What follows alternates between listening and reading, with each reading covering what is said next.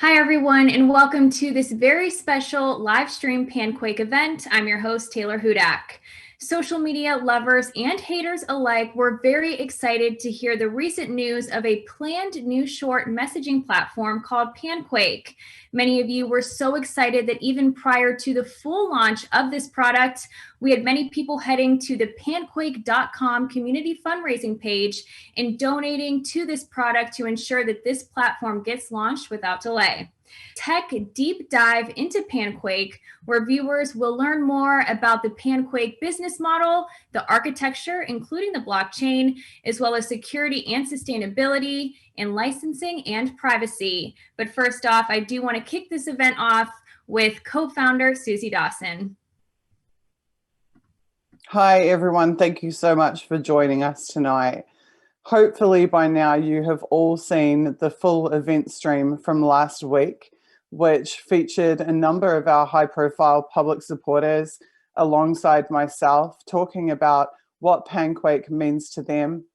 Also, and there was 45 minutes bonus content that has been released at the end of that stream where you got to meet members of our team and hear from them directly about what their experience has been being a part of this team and helping to develop this product. If you haven't yet seen it, you will find that stream is available on our Vimeo channel at vimeo.com/Panquake, also at our YouTube channel, the Panquake YouTube channel, and my own personal channel, Susie 3D. Those streams will also shortly be available on our website, talkliberation.com. And of course, there is more information about our product and our campaign available on our website, panquake.com. So it is my privilege to talk to you tonight and give you more detail about this business and about this product. We have had many outreach emails from you across the course of this week. Our wonderful business support team has done a fantastic job of replying to those and interacting with you. And there have been a number of questions from you, which we have taken note of and which we hope to address in this stream tonight. Just as a disclaimer, I will be employing a lot of geek speak tonight. You will see Susie, the technical manager, rather than just Susie, the journalist or activist that you have come to know to date. We are hoping to satisfy the curiosity of the techies out there who really want to know about what is under the engine of Panquake, but I'm also going to endeavor to give little synopsises of each part that are in approachable enough language that even a non-technical audience will be able to absorb and to understand. So wish me luck that I can do my best to speak both the geek speak to the techies and the non-geek speak to those of you who need more plain language used in order to understand what we're discussing tonight. We will be releasing a hybrid white paper with our first beta release of the product Panquake. That white paper will be a combination of a marketing white paper and a technical white paper. You will notice that many blockchain products do have a technical white paper accompanying their initial release, and Panquake is no different to that. Some of the architectural documentation I will take you through tonight will appear in that white paper. So first, I just wanted to assuage some concerns of some users around very reasonable and understandable concerns around security, privacy, and hosting. So recently we have seen major alt tech, as they've become known, social media platforms under attack by tech giants like Google, like Amazon Web Services. And repeatedly, I've seen the question over the course of the last week come to us, how will Panquake be different? How will Panquake not be taken down by those tech giants? And I'm not going to get too detailed with letting you know about our security and sustainability planning, but I can tell you that from day one of the development of this product, that has been our primary concern and consideration, both from an architectural standpoint and from a business sustainability standpoint. So I'm happy to confirm to you that Our hosting solution rhymes with Iceland. We will not be hosting our service in the United States. We will not be subjecting ourselves to their jurisdiction. We will be operating in multiple international jurisdictions that respect privacy, that respect freedom of information, and respect and reinforce human rights of internet users around the world. So you can be sure that we will not be following the path of some of the other companies who unfortunately have been all but destroyed by those tech giants. And we are truly presenting an alternative solution to our user base, one that you can have confidence in will still be around into the future. So there'll be a big talk shortly after me from Sean O'Brien, who is our privacy guru and is a member of the executive committee of Panquake. He is, of course, the founder of the privacy lab at Yale School of Law. And I'll leave it to him to get really in depth into how Panquake protects your privacy. However, there was just a couple of points that I did want to make about our public website, things that the average user might not have noticed, but which I think would come as a huge relief to you to know about.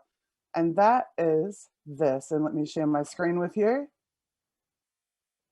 I tweeted last week, there are some things you may not have noticed about panquake.com, but will be of interest to anyone concerned about user privacy and who's wondering whether we live up to our promises. We have deliberately stripped out all of the Google trackers on our website. There is no notice asking you to accept cookies because we don't have any cookies at all on our pages. That's why there is nothing asking you to accept cookies. Our site has been vetted for open source and freedom software compliance, which is why there's a little line of text, verification text at the bottom of our website pages to that end. Also wanted to talk briefly about the 12-word passphrase, the early access code that some users have been collecting.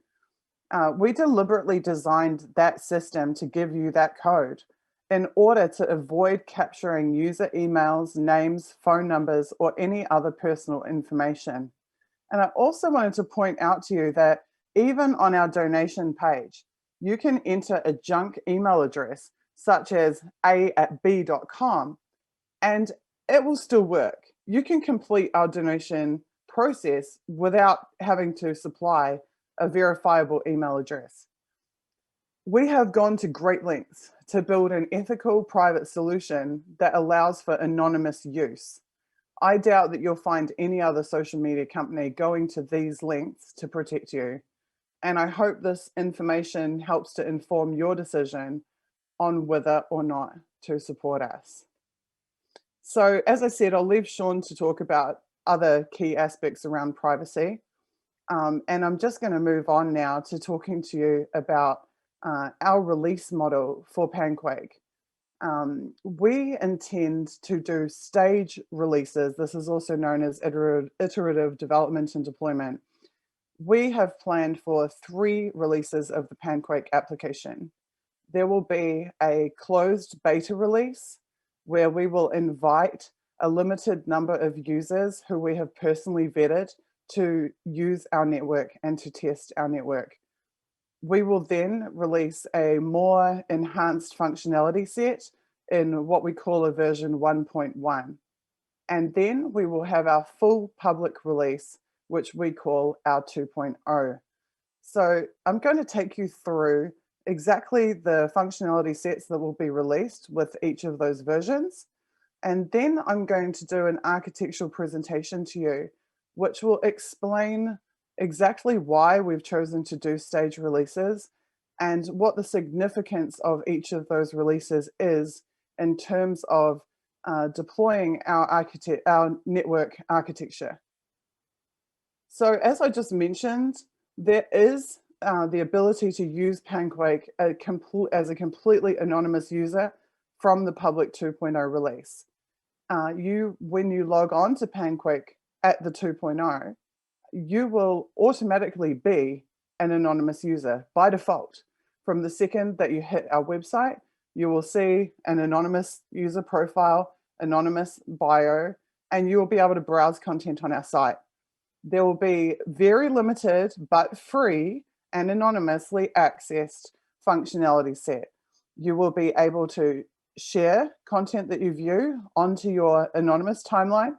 You will be able to follow users whose content you want to see. You will be able to reply to users and to interact with them. What you will not be able to do is to generate new content and add that onto our blockchain.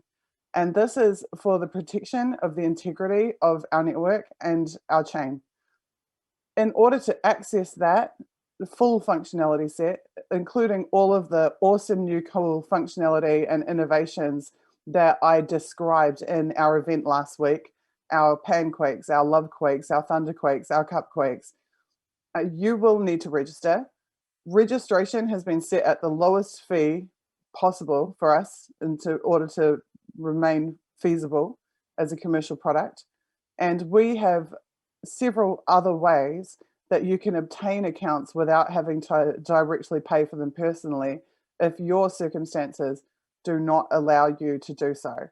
And I will be discussing that commercialization model as well as our moderation model and our policy closer towards the end of this presentation. Right now, I'm going to get into these staged releases of Panquake and exactly what will be delivered in each of those.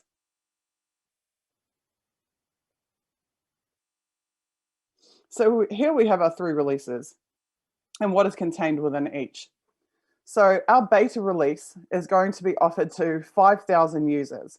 These 5,000 users are being personally invited by us. They are people we know, people we trust, people we love, people who we can vouch for the integrity of the content and conduct of.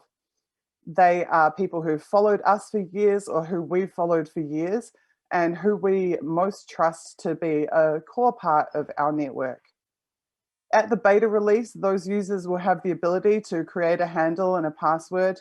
This will populate the initial internal user directory or user list so that they can search each other's name up and follow each other and interact with each other. They will be able to set a thumbnail picture on their profile, a bio, edit their bio details, add links to their websites, public contact email address or information if they want to, totally voluntary there, and to accrue Thunderquake points. They will have a user number, which is just a static number that will reflect how early or late they've come on and to be a part of the network. And they'll also have an amazing function, which is called self-verification. Self-verification is completely optional. If you don't want to self-verify, you don't have to. But what self-verification does is remove the platform as the middleman who decides whether or not you're a verified account. Self-verification means that you can verify yourself and link yourself to other public profiles if you choose to, in such a way that your followers can then be certain that you are that person, but without you having to wait in some queue or have arbitrary approval from the service itself. So for example, if I want to self-verify myself on Panquake, I will go to my Susie3D Twitter account. I will simply post a message, or maybe my Facebook account, post a message saying, "Hi, I am on Panquake. This is my handle at Susie3D." I will take the link to that social media post. I will enter into the self-verification field in Panquake, hit enter, and now anybody who views my Panquake profile will be able to click that link and verify through my other public accounts that I am in fact that user. Of course, if I don't want people to know I'm Susie3D on Panquake, I can simply leave that field blank. In the beta, you will have the ability to post time linear editable, yes, editable, content known as quakes. These quakes are short messages. You will be able to sort your timeline content by a series of content filters. For example, who you're following, or just your own content, or followers, or your own followers, etc., etc. You'll be able to sort by whether it's quakes or whether it's panquakes, which is the stacks of curated messages that we discussed last week. You will be able to have the following interactions. You can reply, you can like, You can amplify content, which means sharing it onto your timeline, onto your Panquake timeline. You will be able to follow people. You'll be able to mention people. You will be able to stack quakes into Panquakes, create Panquakes, which then become shareable links to your stacked curated content. You'll be able to earn and gift Thunderquakes, Cupquakes, and also apply Lovequakes. In terms of notifications, you'll receive 9 different types of notifications. You will receive notifications if someone has liked your content, if they've amplified your content, if they have followed you, if they have mentioned you, if they have stacked your content into a Panquake, if they have gifted you a Thunderquake point that they've earned, which is that super powerful messaging that we discussed last week. If they have Lovequaked you, which means that they'll be blanket amplifying all of the content that you post onto their timeline, whether or not they are online or offline when you post it. Or if they have Cupquaked you, which means promoted your account to their followers and asked their followers to follow you.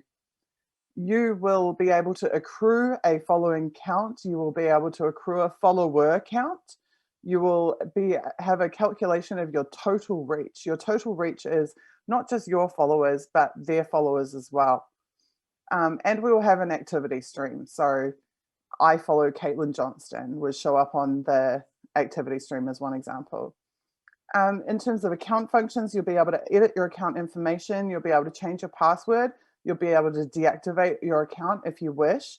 You'll be able to access your account archives and download your account archives.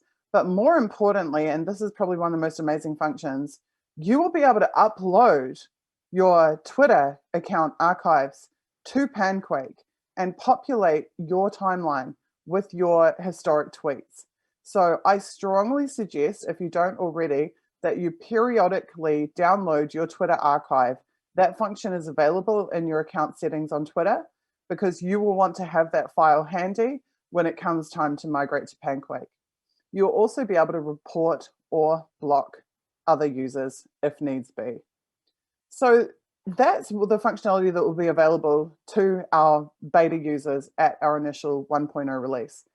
And then we will be building towards the 1.1 release, which is an enhanced functionality set, which has more advanced options, particularly around searching, advanced searching, tracking keywords that you wish to follow, groups, that type of thing, tracking notifications more effectively.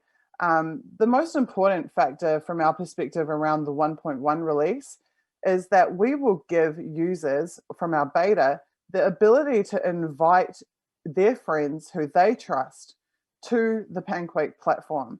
So beta users will be able to generate a join link or a code and to refer their closest friends to our network to join it. So at that time, we'll be looking to go from 5,000 to an additional 20,000 users for a total of 25,000 users. Once we have hit our 25,000, we will close the 1.1 and we will move towards the public build, the public version 2.0 release. And that is when our network will become open to anybody to join. And that is when we will give OAuth options for logins and also 2FA via OTP. So basically the authentication will happen on the browser side of the user, which again means we're not collecting mobile information, we're not collecting phone numbers, we're not collecting private information at all from our users. And the 2FA is optional, it's not mandatory. So there will also be optional links to other social accounts if you want to integrate. There will be the ability to create lists, and there will be Bill Binney's pet project, which is encrypted DMs, P2P, off-chain and anonymized, as well as push notifications, again, optional if you want those. That's all going to happen client side. Also interoperability and inter-network integrations. So we have already some very major deals in the works around integrating Panquake with other networks that will provide a greater base of content being ported into Panquake and the ability for Panquake content to port out to other networks as well, which means even if we have a small number of users, we can present a large amount of content in our application for our users to engage with. And we can contribute our content to other decentralized networks. I won't be giving any more specifics on what is happening with that yet. That will be a discussion for future months once those integrations have been completed. But that is happening, and it is going to give us reach far beyond just our own initial user base. Also, I'd like to mention that, and we have talked about it on social media, we will be giving the option for people to gift Panquake accounts. So if you want to pay for your teenager or your friends or your employees, you'll be able to make bulk purchases of accounts and to give those accounts to other people. But most importantly, especially given COVID and the fact that many people find themselves in hardship circumstances right now, we also will be allowing compassionate accounts. So our monthly charge is actually a monthly minimum charge, and anybody who elects to pay more than that monthly fee, the excess funds will go into a compassionate account fund, and we will use that to give accounts to anybody who writes to us and explains to us that they are facing hardship circumstances. So if you have lost your job, if you are struggling for food, as many people are right now, if you cannot cover the basics, we don't want to stop you from using our platform. We still want you to be able to get the best possible use of it. And so we will make sure that you have access to this technology if you are not able to contribute financially. So moving along into our architectural presentation, a lot of people want to know about our blockchain implementation. So basically, in a nutshell, we are building our own blockchain. It is a federated blockchain. We're doing this for a number of reasons. First of all, we want to be able to have autonomy for our chain. We don't want to build onto an existing solution. We don't want to be dealing with their limitations, with their legacy issues, with their compliance, with their policy. We want to be able to develop our own across the board. Fundamentally, the difference between our blockchain and many other blockchains is that we are not monetizing this blockchain. Although I have spoken about the fact that we are offering cryptocurrency and monetization options down the line, that won't be on this chain. Our own chain is content only and largely text-based. So we will be packaging content and interactions into transactions lists, and then those will be saved to the block. And then, of course, all blocks combine into a general ledger file, and that general ledger file exists only on user devices and published publicly to the web, and then browsable by any user. So in layman's terms, basically, all of the content that you want to be public is getting saved into like a little vault, and a copy of what's in that vault is on everybody's devices at all times. And it's also available through a website that you can browse, and we call that a block explorer. So there is a block explorer interface for our blockchain. So a lot of people who don't really understand blockchain will say, but isn't this bad for privacy? Because actually we don't want everyone to be able to see our stuff. The easy answer to that is that with the existing solutions, everybody can see your stuff anyway. So whatever I tweet, whatever I put on my Twitter timeline is publicly accessible to anybody that wants to look at it, whether or not they follow me. Even if I've blocked them, they can just log out of the application and then go and look at my timeline anyway. So what we're saving to the block is not private information, it's not private data. We are only saving content which has been intended to be public because you want people to see it, because you want to grow your followers, and you want to spread your content as far and wide as possible. So the real power of the blockchain is around transparency, because it means that you can verify that everything that you have done, the actions that you've taken as a user, have been recorded onto the network, and you can see if those have been meddled with in any way, shape, or form. So on a daily basis at the moment, I'm seeing people complain that their retweets and likes are being lifted on Twitter. Well, with Panquake and our blockchain, you'll be able to verify if you've liked something. You'll be able to verify if you've amplified it, and you'll be able to verify that nobody has messed with that. Conversely, when we do moderate content we will provide the ability for you to know what was modified, on what day, at what time, who modified it, what account authored the content that is being modified and or moderated, and the reason why that has been moderated. And currently, the big tech companies do not offer this. When moderation occurs on big tech platforms, you never know about it. So for the techies, we've got all the details here about what's in a block, how are we creating our Genesis block, who are the verifiers and signers on that block. You can see that for yourself. I don't think I really need to talk through it. You know, if you know anything about blockchain, you understand that each block references the hash from the previous block and that's what chains them. You probably know that you can use chameleon hashes so that you can do block modifications if you need to, though it's not ideal, at least it does give you that flexibility. You also probably know that there's no point really moderating a block in the sense that past copies of the blockchain can in fact be accessed via applications that allow you to view those past records, even if moderations have occurred in the future records. And therefore, you probably know that we will be having to apply our moderation at front end on application side rather than on the block. What that means translated for regular users is that when we moderate content, we'll make it so that that content doesn't appear anymore in the application itself that is actually on your device that you're viewing, because that is the most effective way for us to do it. But our moderations will be recorded to the block. So you will understand and be able to see for yourself when moderation has occurred and why. So moving forward into the blockchain process, this is the actual process by which a user posts content on their application on their device, and it actually eventually ends up saved onto the blockchain. So the content is packaged as transactions and broadcast to known nodes on the network, so nodes that are close to you on the network. Those nodes compile, and I should say we have little node clusters with different levels of authority that have different abilities to process that information. Those nodes, the trusted nodes, compile lists of pending transactions and they get packaged into a block. Those nodes then send that block to the full network for consensus. So regardless of the authority of an individual node, the resource devices of the entire network are called on to perform the processing of the block.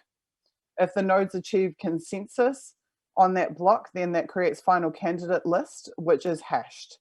That hash list is then broadcast, and once again, the resources of the entire network are drawn on to seek agreement on that hash.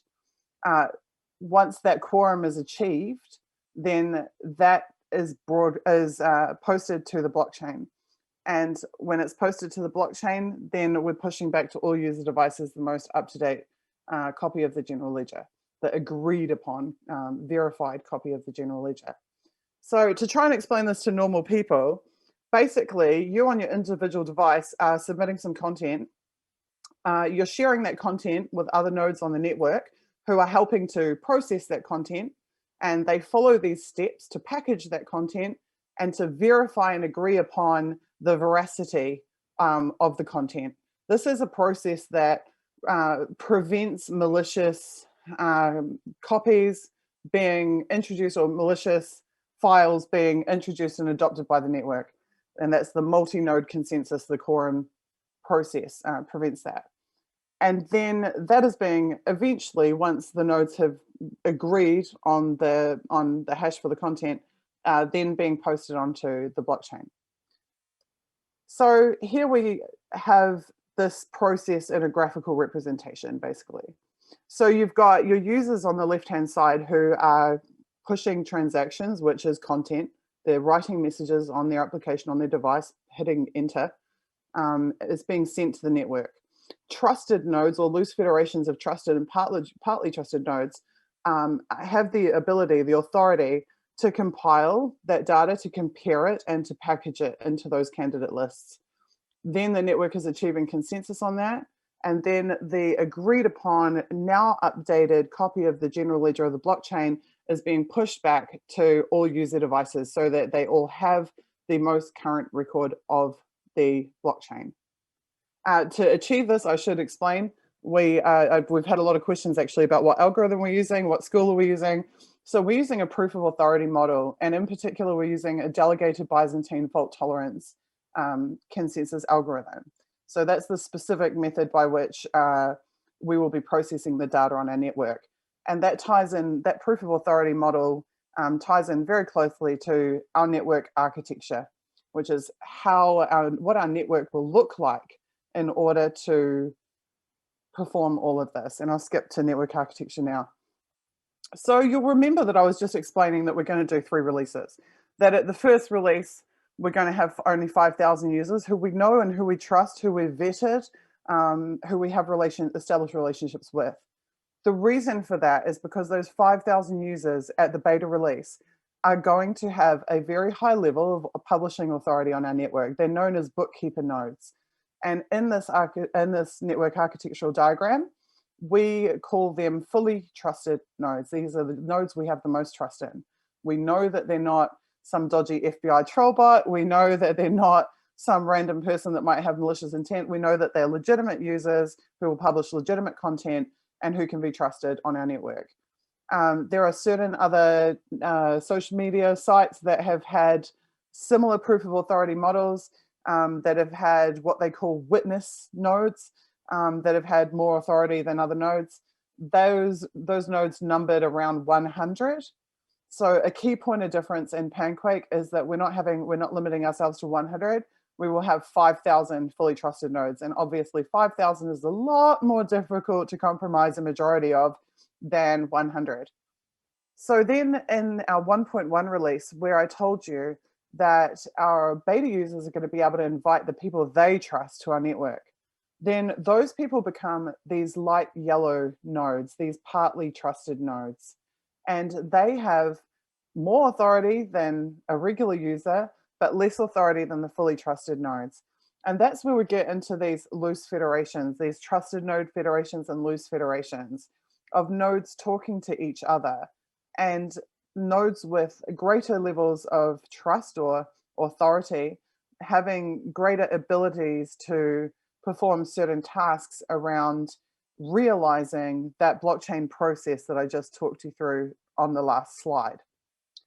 So when we go to our 2.0, our public release, that's where you get these typical, what we call the typical users, which are these purple nodes. So this is any random person who decides to join at the full public release of Panquake becomes a typical user.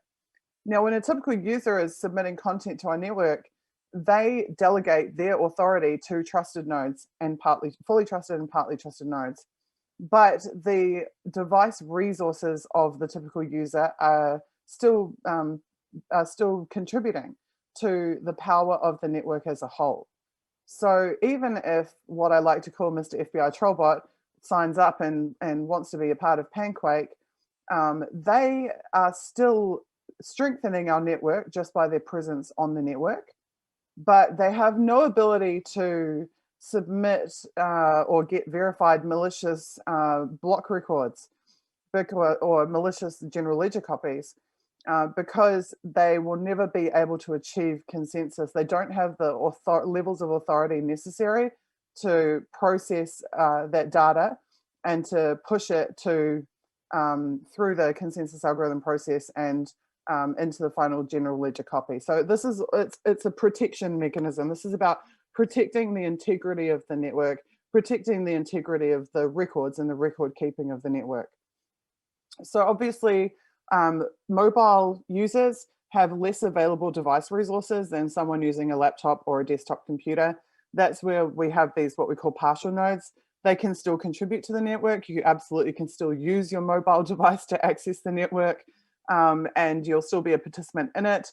We're just recognizing the fact that you have less device resources available, which is why there are partial nodes in this diagram. Partial nodes rely on others for processing, as it says on the top left. So integral to this is the concept of a master node. Now, the master node, people will assume, is us, Panquake, the business. It's actually not. This is not us. As I promised you last week, there is no client-server model. We do not sit in the middle of users and their content and the blockchain. We are not an intermediary. We allow the users themselves to be the network. and to be the processing of the network. The master node is the node most recently connected with the highest level of trust and the highest level of available resources, and then we switch that out by force every 30 seconds. So it is going to constantly shift from user to user. Now, that again is a protection mechanism to ensure that no single trusted node can ever take control of the network. They are always going to get switched out to somebody else before they can do really any real damage. And there will never be enough of them that they can independently achieve consensus on a malicious copy. So yeah, again, it's just about preserving network integrity and data integrity. We're using our network protocol as UDP, obviously, because it's light and fast, especially in predominantly text-based content. And I think that's about it from the network architecture perspective. So now let me try and explain that in layman's terms. The best that I can do is to say that we are going to bring the people who we trust the most onto our network first, and then we're going to give them more authority on our network than people who we don't know very well. And then the people we trust are going to bring the people they trust, and they also are going to have more authority than just some stranger or random account that we have no ability to trust in any way. But the people who we don't know and don't trust in are still going to be able to contribute to the growth and the strengthening of this network, are still going to be able to use this network, but they're not going to be able to control or corrupt this network. That's my best explanation for you of what I've just explained.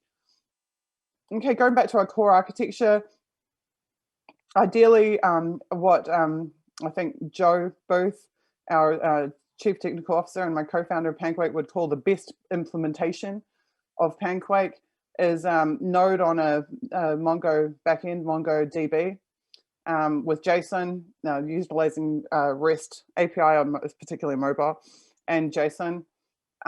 This is pretty straightforward. It's not really out there or strange. This is pretty common type technologies for the purpose for which we're using them. And I think we move on to our server architecture. So the most notable thing about our server architecture is that, as I said, we are not a client server model. We are not forcing content to come through our servers in order to be processed. That in itself is huge by comparison to the big tech companies, all of whom do push all of your content and interactions through their servers before they publish them to the web. So in terms of our server architecture, we use fault tolerant storage to keep backup copies of the blockchain, just so that they are preserved. We have offsite copies as well, obviously, just to make sure that we can never lose access to those backups. We do run an observer monitor, which is just observing the network, just to make sure that everything is running as it should. So when I say observing, that doesn't mean spying on you. It doesn't mean accessing any of your information. All that means is that it's making sure that data is flowing through the network the way that it should, and that everything is happening according to the architectural plans. We have alerts and monitoring just to notify us if there is some problem, so that we can address that problem. And that's about it. Everything here is very straightforward. So next part is, I think I haven't missed anything there on the architecture, but I do now want to talk about what is this going to cost. Sorry, I'll just kill my screen share for a second. Last week, we talked about changing the paradigm, changing the entire nature of the relationships between users and social media services.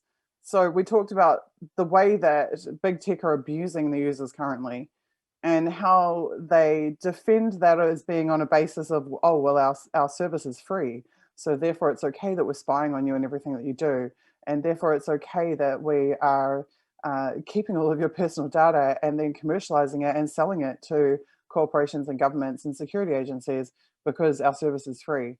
And we discussed how actually that's not okay. And actually the user needs to become the customer. And we discussed how the user becoming the customer, instead of them being exploited as a product, puts the power back in the user's hands over their own data, over their own devices and their own browsing activity and their own personal choices. And how we can do that for actually a very small amount of money. And I mean, ultimately, if there are people who would rather be spied on and exploited and shadow banned and or arbitrarily suspended and or live in a manipulated filterverse where you never really know what's real because everything that's coming into you and everything that you're pushing out is being manipulated. If you prefer that status quo because it's free, then more power to you to stay on those networks. But personally, I can tell you, I don't prefer that. I prefer a solution where I can have trust and I can trust in the integrity of the platform, where I can know that I'm not being spied on, where I can know that when I send a message, people see it, where I can know that when I accrue followers, that they're still my followers next week or next month because there's nobody unfollowing them from me forcefully, as has been occurring with these big tech platforms. And where I know that I'm just not being exploited and I'm not being abused by a platform that imposes themselves as an intermediary between me and my friends, and that has the audacity to manipulate and impact my personal relationships. So for me, Panquake is a really easy question from a commercialization standpoint. Would I pay a very small amount of money per month to free myself from tech tyranny? Yeah, absolutely, I would. And in terms of the feedback that we've received from all of you over the course of the last week, you would too. In fact, I think there's been like 2 people that I've seen question the idea of paying a small amount of money for an exceptional and innovative service that will protect them and that will not exploit them. And across the board, everybody else has just been like, sign me up, let's go, let's do this. When can I have it? I want it now. Please develop this as quickly as possible. So as far as I'm concerned, the feedback has been resounding. People want this. They agree with the commercialization model. I will just quickly step you through the exact prices that we're applying for each of the releases. And I think you'll agree, it's about as modest as it could possibly be for a major piece of technology like this. It's certainly less than almost every other web service that I am aware of on the internet.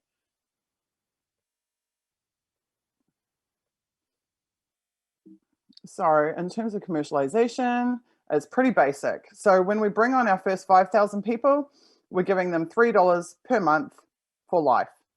When we bring on our 1.1 users, which are recruited onto our platform by our beta users, they are paying $4 per month, and that's it, flat fee. And that gives them access to all of the functionality of Panquake across the board. There is never any additional pay more money for this or pay more money for that. We are committing to one flat fee per user, level playing field. That's it, no more. And at the commercial 2.0 release, you will be paying $5 per month per user, again, flat across the board.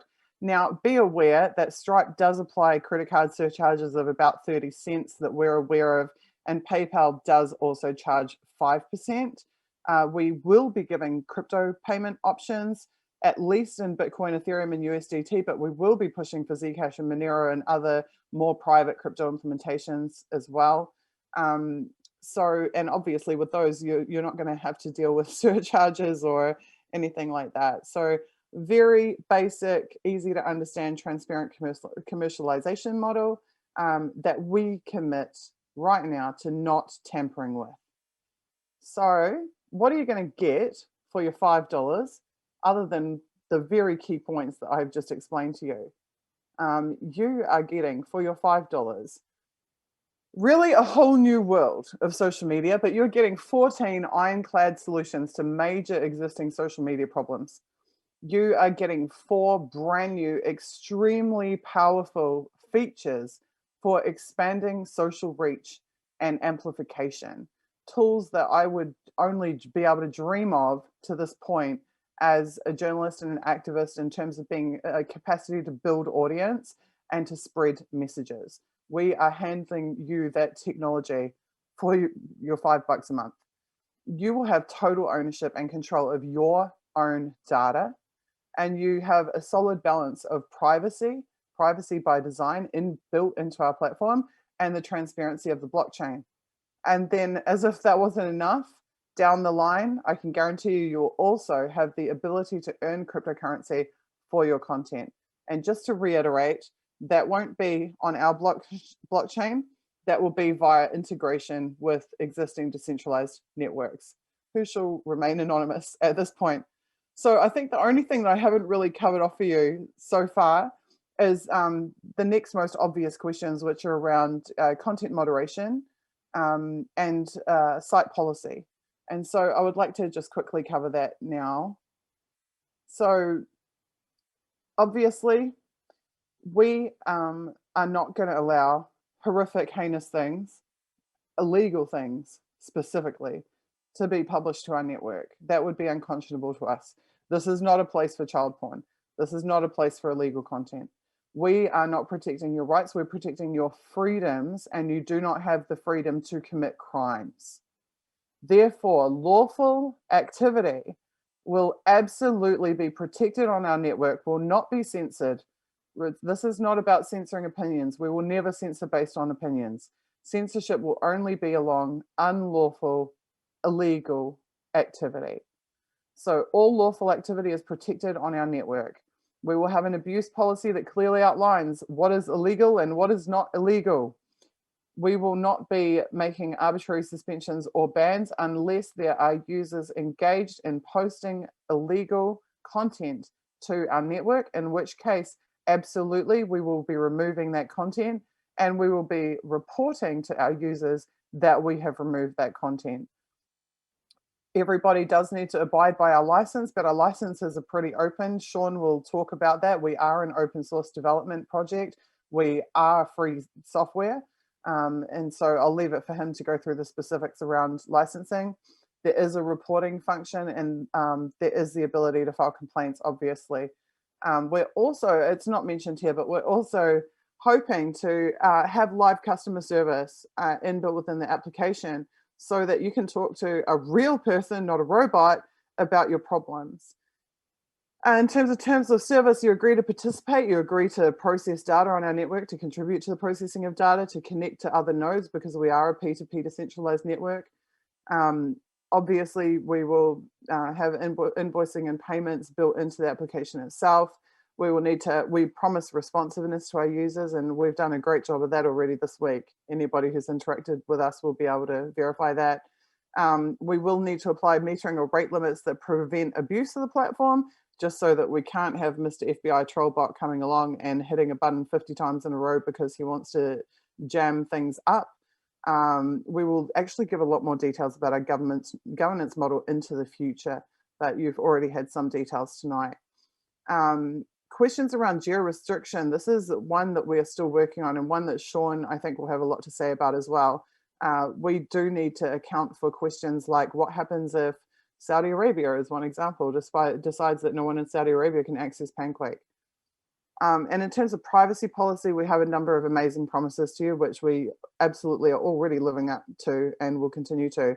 No tracking, no cookies, no selling user data, no personalization algorithms, no knowledge servers, no AdWorks, total access to your own data, and compliant with in New Zealand the Privacy Act 1993 and 2020, but also with GDPR and other relevant privacy legislation worldwide. So let me see, I think that's about it tonight for my presentation, except to really talk now about the delivery model for this application, which is pretty unique for a software project. So I am intending to use what's known as a frequent delivery model, because the big question on everybody's lips now is going to be, when can we get this? Give us a date, give us a time, give us a place. And that's not how we're going to work. How we're going to work is by coming back to you in a live stream event on the last Saturday of every single month. And at that delivery public meeting, we will be presenting to you an update on the work that has been completed within that calendar month to progress the build of this project. There's a number of reasons I want to do this, primarily because it builds confidence with the audience.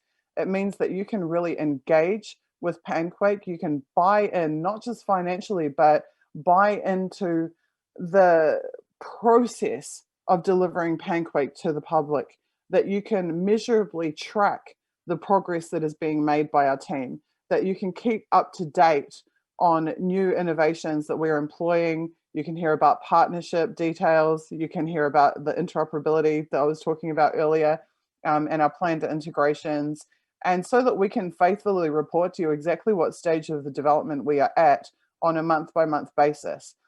the real reason for this is because I don't want to pull a date out of a hat and say, well, we've estimated that it will be released by X date, and then just we all go off into a black hole for 6 months or 12 months, and then we're like, oh, sorry, we've missed that date because XYZ problem.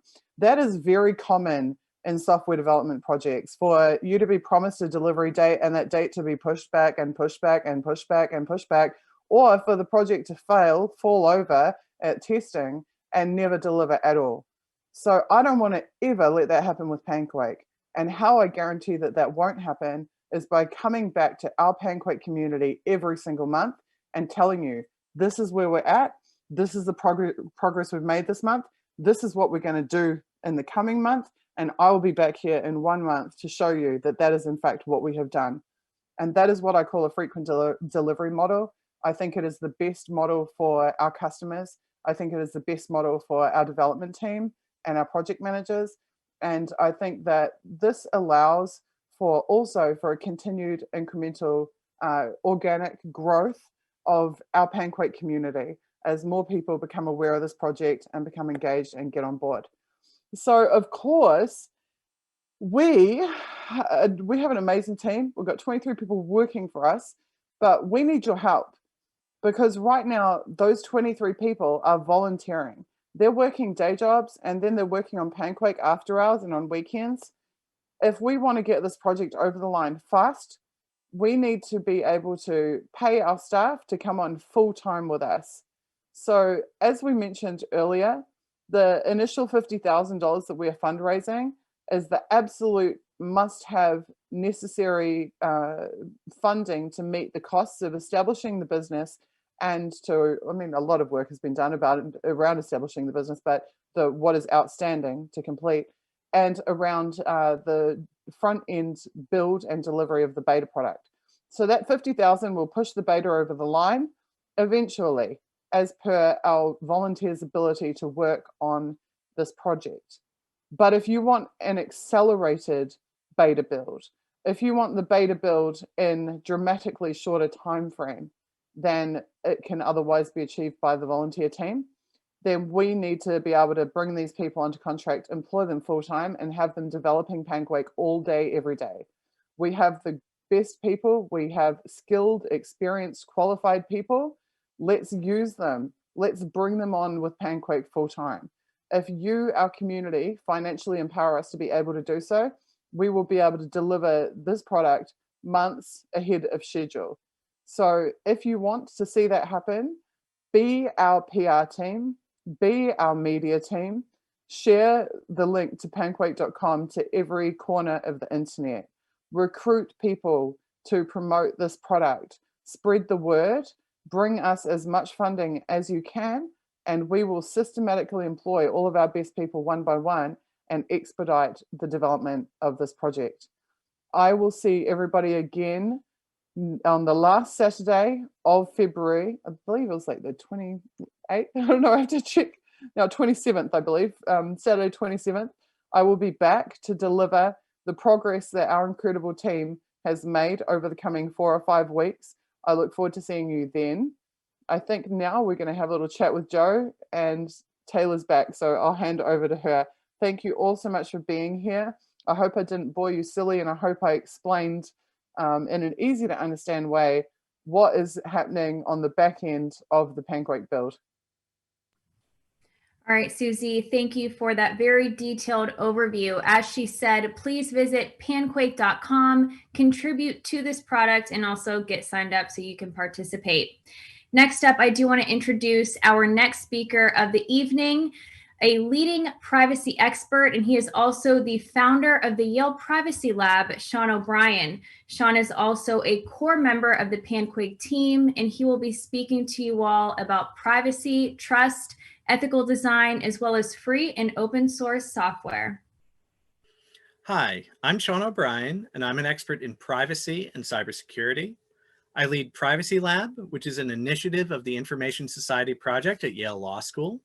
I've lectured at Yale Law School on cybersecurity, and I've got about 2 decades of experience with free and open source software, what some people call open source.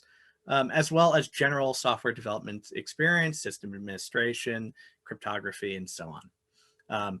For Panquake, I'm excited to be an advisor on the project in these areas: privacy, cybersecurity, trust. And today I want to really focus on that last aspect, trust. I think it's really central to the product, and it permeates from the lower sort of back-end layers that you've just heard about with blockchain and so on, all the way up through the front end to the user experience. So from the blockchain perspective, right, it's a bold move to launch a social network and have the kind of transparency and assurance that a blockchain can provide. Anybody will be able to view, for example, what the moderation practice, not just policy, practice that goes on is, because they can look at the blockchain. So all changes in the network, you'll see in an active way, annotated in the blockchain. On the front end, there's a strong dedication to free and open source software as well. So not only do you have that transparency and assurance at the low level, but the software that the average user sees as Panquake, interacts with, does Thunderquakes, does Lovequakes, does all these amazing new features. That software is going to have a high level of transparency as well, down in the core of the source code. So for those of you unfamiliar with the terminology, free and open source software, it basically means that you can view the source code of the software and see how it operates. You can share that source code. You can modify that source code. You can remix that source code. And it means that there's a community development model, right, as an aspect of the product. So if you're into security and you want to get involved, you can look at the source, you can audit it, you can suggest changes. If you're into design and user experience, you can get involved at that level. If you're interested in accessibility and localization and those kinds of aspects, or even documentation, which is so sorely needed in the free and open source software world, you know, you can get involved at that level. So we're going to build this community structure around the product and make sure that you feel respected and heard and actively a part of the growth and innovation of Panquake. So we'd like to encourage members of the FOSS community, as well as people who don't, you know, normally do open source or software libre or whatever term you're used to. Folks who don't even know what that stuff is, we want to have them actively part of the feedback process. Folks who can hack on the code base, you know, we're going to build a community structure around that and have privacy respecting ways that folks can get involved, communicate with each other and collaborate on that.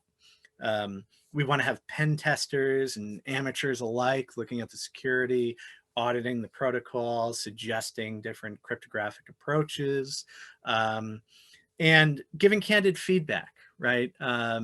Strong, candid, active feedback so that when the application goes live, we're not testing it on an audience. It's already been through the ringer. It already is awesome and works well and has the level of privacy and cybersecurity that no other social network can compete with. So that's the goal, and the way to start, of course, is by building that structure, which is what is happening right now, and I'm glad to be advising on. Panquake will not be making the same mistakes as other recent sort of social media experiments, if you will. You're probably familiar with some really reckless handling of personal information in some of these other networks. We have the benefit of hindsight, of course, but also many of these things are based upon sort of just a lack of privacy by design. Building in that privacy at a low level is another way to sort of build trust. You're making it difficult to make mistakes, right?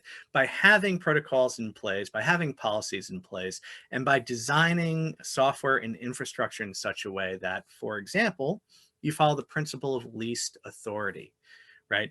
That means that you don't share something with something or someone who doesn't need that information. You don't create a huge data trail and just cache and back up everything. If you don't need to log it, and there will be very little logging in this network except for functionality and sort of crash reporting and those kinds of things. But if you don't need to log it, you don't. And throwing out information is the anathema of the surveillance industry that most social networks run upon. So it's really exciting to see that Panquake is dedicated to not doing all of that. And it takes real dedicated work to come up with those designs, which is where I fit in.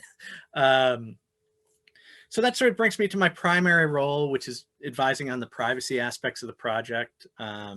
As Susie and others have pointed out, Panquake is determined to be as private as possible in as many dimensions as possible, and sort of the software and the infrastructure will allow.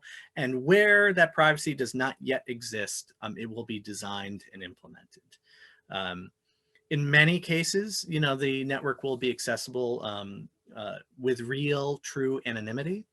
We're looking at things like Tor, which many of you will be familiar with, and I2P as well, and perhaps some other implementations, to come up with ways that you can actually sign up for a Panquake account. You can have that subscription, and the payment method and all of that stuff can be done in an anonymous way. That's going to require some sort of cryptocurrency implementation, some sort of cart, maybe with Bitcoin, maybe with some other coins as well. And that kind of structure to have early on, I think, is really important. We're not only proving that the implementation of the sort of development process, the start of the development, is trustworthy and that the team is trustworthy, but also that when the product does ship, when the product is available to many, many users, that there can be strong trust in every aspect of the stack. And just like in any other relationship that you might have with an individual or a team, or I don't know, a restaurant that you go to, right? Trust is built through action, through experience, through really observing how things are run. And that's where the transparency and the assurance, I think, is really strong in this project. So, having privacy controls, having transparency on the back end, having that sort of assurance and even accountability about moderation so that secret manipulation isn't happening to you without you knowing what's going on. Well, it won't happen at all, but in those other networks, you get manipulated and you don't even know why, let alone just the manipulation being bad enough. But having that level of sort of innovative practice around privacy and transparency is something that sets Panquake away from the pack. Another thing that makes it very different is some of the people who are involved and their ethical approach to technology and ethics in life, really. Bill Binney, who's an NSA whistleblower, who you may know, has talked about a lot of aspects about what the NSA has been doing and has done with their mass surveillance, dragnet surveillance programs. He's involved in Panquake. He's got an expert cryptographic background. He's got some great ideas about how to do things like end-to-end encrypted messaging in sort of innovative ways, providing that assurance, providing information flows that can be trusted, both from the standpoint of the network operator, but also the downstream user. So that's really exciting stuff, and I can't wait to see what Bill comes up with and how it's implemented. But none of that, sort of really matters in any real sense unless you can use the software, understand what you're doing, enjoy it, and feel like you're interfacing with a community. Social media is supposed to be about community, which is why I think social community is probably a better term here for Panquake. But part of that is accessibility. Accessibility is, too often an afterthought in these projects, and we're making sure that that is at the root of the design process in each development decision, and specifically when the user interface starts shaping up and there will be betas and so on available, you'll see how that has been built into the design. Localization is also another aspect, right? Not having the Silicon Valley sort of cloistered, closed group of developers coming up with something for the rest of the world and kind of pushing that, forcing it on everyone. That's something that Panquake, would never do. They would never try to force something down the throats of their users.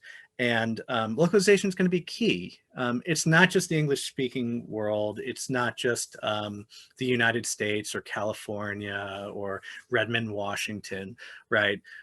That should have a say in what goes on with this product. And with an international team, a very talented international team that's moving very quickly, and with the support of donors who are doing a great job, getting this project off to a serious and really robust and fast start, which has been great.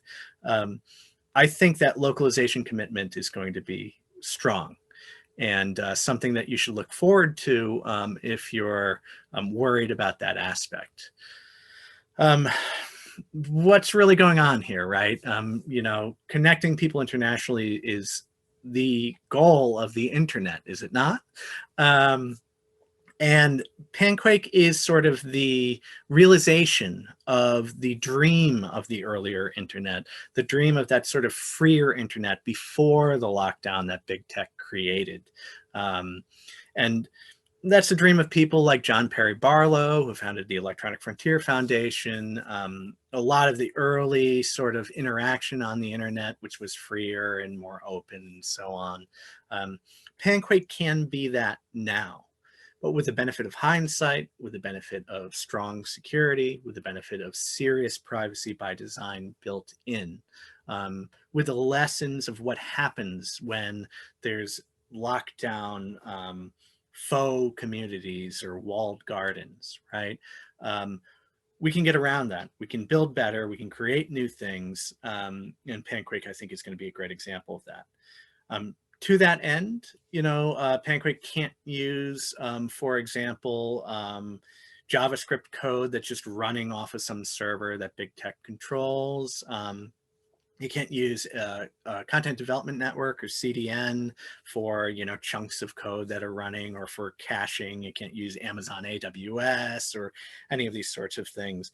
And that's a challenge. It's something that I think the product will be able to get a huge leg up on because of its decentralized blockchain design, which is very smart and robust.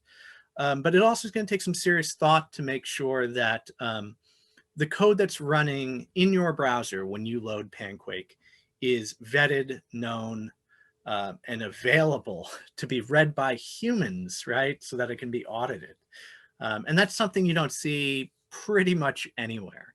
I'm sort of alluding to a problem which free software, open source software folks may know as the JavaScript trap. That's something that sort of came in the middle part of the 2000s, where our browsers started executing tons and tons of this code called JavaScript without any real transparency, without any serious consent mechanisms, often with no way to read it or understand it as a human, because it's been minimized and sort of compressed and hard to read.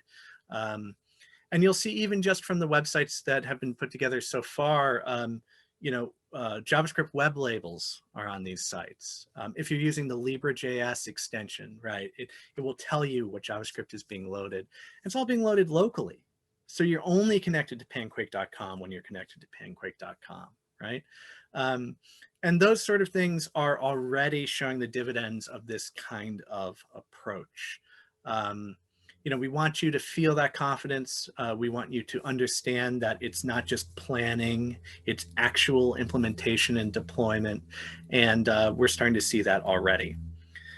So I hope you support the project. I can't wait to see what happens, and I hope you can't wait either. We'd love to have you involved.